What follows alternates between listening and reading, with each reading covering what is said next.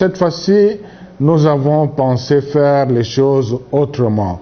Nous avons pris beaucoup de temps de nous sensibiliser les uns les autres parce que la victoire pour le père spirituel, c'est arrivé à un consensus avec un candidat que le peuple congolais applaudirait. Nous avons pour cela préparé une fiche technique, le profil du futur président de la CENI. En gros, ça doit être quelqu'un qui connaît le métier, qui est du domaine électoral, mais aussi un homme intègre, un homme qui a l'expérience de gestion, un homme courageux qui veut résister aux pressions. Voilà, ce sont des éléments principaux. Et sur base de cela, chaque confession religieuse devrait amener un candidat qui croit répondre à ces profils. Mais curieusement, on s'est retrouvé avec 24 candidats. Je vous épargne le détail. On a confié au secrétariat technique que je coordonne la présélection sur base de CV en tenant compte seulement des aspects techniques. Et on est passé de 24 à 6 candidats. Et ces 6 candidats-là retenus, parce qu'au niveau du secrétariat technique, on était 8. C'était aussi pratiquement le vote secret. Donc les 6 qui ont été retenus, ce sont celui qui a eu le moins de voix, il a eu 6 sur 8. Mais les autres ont eu 7 sur 8, et celui de la SENCO, c'est lui seul qui avait d'ailleurs 8 sur 8 au niveau du secrétariat technique. Alors on amène les candidatures au niveau de la plénière, de la plateforme.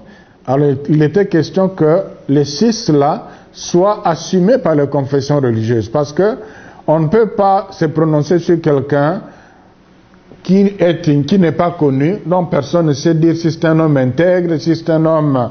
Alors voilà pourquoi le président de séance a dit, voilà, à ce stade, le travail a été bien fait par le secrétariat technique, nous avons 6 bons candidats techniquement, maintenant sur d'autres aspects, qui les assument.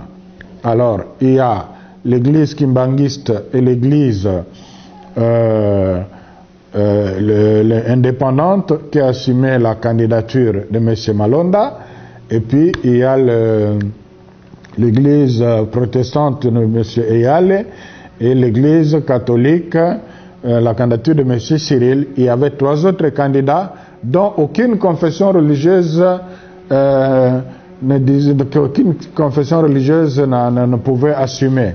Voilà ce qui a fait que les dossiers soient tombés. Donc ce n'était pas sur base d'un critère lié à leur prestation, mais personne ne voulait les assumer comme ceux qui avaient des candidats ne pouvaient pas encore en ajouter, ceux qui n'en avaient pas n'ont pas voulu assumer les autres candidats. Voilà. Bref, on n'a pas eu un consensus. Je crois que je ne vais pas aller dans les polémiques. Ce qu'il faut considérer, c'est qu'il y a eu blocage pour la simple raison que chacun tenait à son candidat. Il y en a qui ont fait bloc pour soutenir la candidature de M. Malonda, pour l'ECC et la SENCO, tout sauf ça. Ça doit être vraiment clair. Pourquoi? Parce que c'est lui le secrétaire national, exécutif national de la CENI qui nous a amenés aux dernières élections. Donc c'est lui la cheville ouvrière du point de vue technique. C'est lui le technicien qui a combiné tout ce que nous avons déploré aux élections de 2018. C'est-à-dire avoir ce monsieur que je respecte par ailleurs et dont je reconnais le professionnalisme, dont je reconnais la technicité, l'avoir à la tête de la CENI, c'est simplement la continuité de l'ancienne CENI. Est-ce que vous êtes journaliste? La majorité des Congolais accepterait telle chose? L'enjeu est de taille.